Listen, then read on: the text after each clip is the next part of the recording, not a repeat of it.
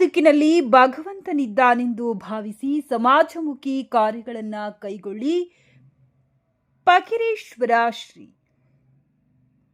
ಆನೆ ಹೊಸೂರು.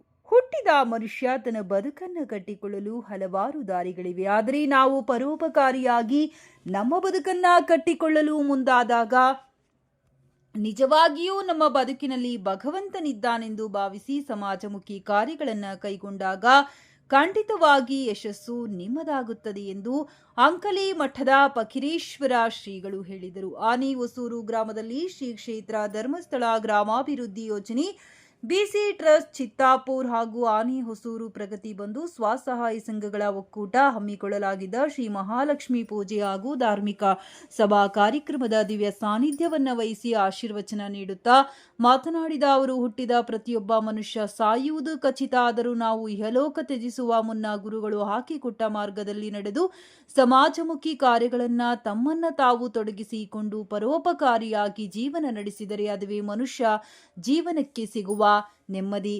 ಇಂದು ಸಮಾಜದಲ್ಲಿ ಅನೇಕ ರೀತಿಯಲ್ಲಿ ಸಾಮಾಜಿಕ ಕಾರ್ಯಗಳಲ್ಲಿ ತಮ್ಮನ್ನ ತಾವು ತೊಡಗಿಸಿಕೊಂಡು ಸಮಾಜಮುಖಿ ಕಾರ್ಯಗಳನ್ನು ಕೈಗೊಳ್ಳುತ್ತಾ ಆರ್ಥಿಕವಾಗಿ ದುರ್ಬಲರನ್ನ ಮೇಲೆತ್ತುತ್ತಾ ಅವರ ಸ್ವಾವಲಂಬಿ ಬದುಕಿಗೆ ಬೆನ್ನೆಲುಬಾಗಿ ಅನೇಕ ಅಡೆತಡೆಗಳನ್ನ ಮೆಟ್ಟಿ ನಿಂತು ಸದಾಕಾಲ ಸಮಾಜಕ್ಕೆ ಒಳ್ಳೆಯ ಸಂಸ್ಕಾರ ನೀಡಿ ಸಮಾಜವನ್ನ ಸರಿದಾರಿಯತ್ತ ಕೊಂಡೊಯ್ಯುವ ಸಮಾಜಮುಖಿ ಕೆಲಸವನ್ನ ಶ್ರೀ ಕ್ಷೇತ್ರ ಧರ್ಮಸ್ಥಳದ ಧರ್ಮಾಧಿಕಾರಿಯಾದ ಡಾಕ್ಟರ್ ವೀರೇಂದ್ರ ಹೆಗಡೆಯವರು ಮಾಡುತ್ತಿರುವುದು ನಮ್ಮೆಲ್ಲರಿಗೂ ಹೆಮ್ಮೆಯ ಸಂಗತಿಯಾಗಿದೆ ಎಂದು ಅವರು ಹೇಳಿದರು.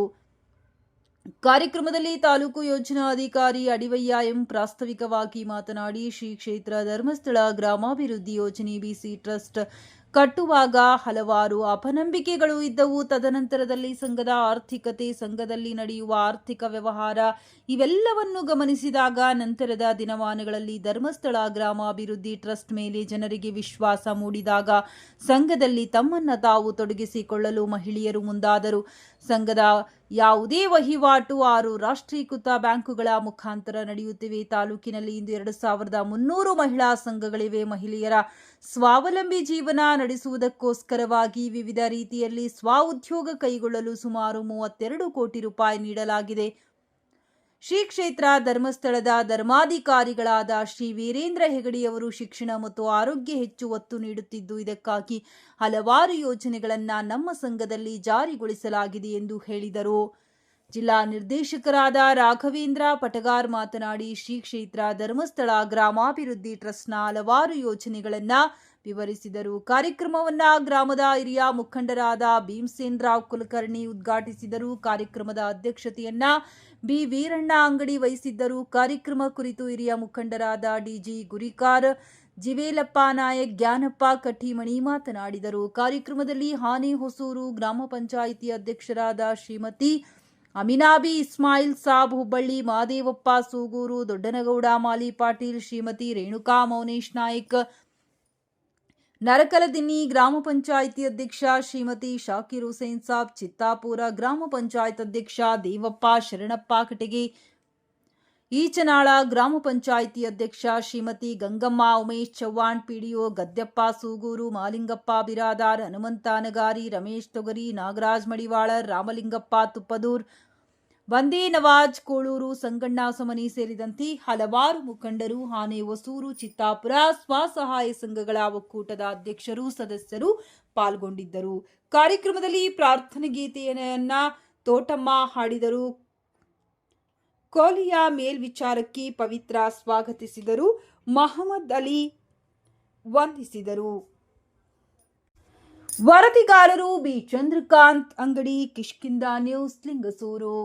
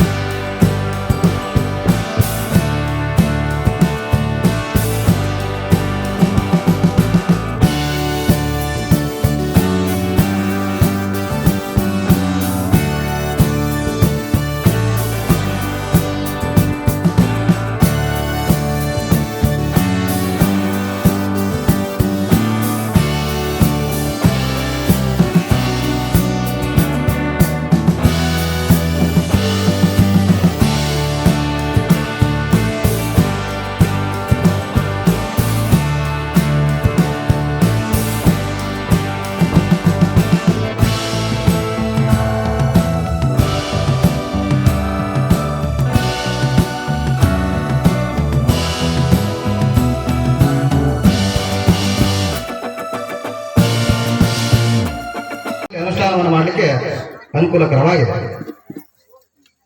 ಇವತ್ತು 2013ನೇ ಇಸ್ವಿಯಿಂದ ಧರ್ಮಸ್ಥಳ ಯೋಜನೆಯ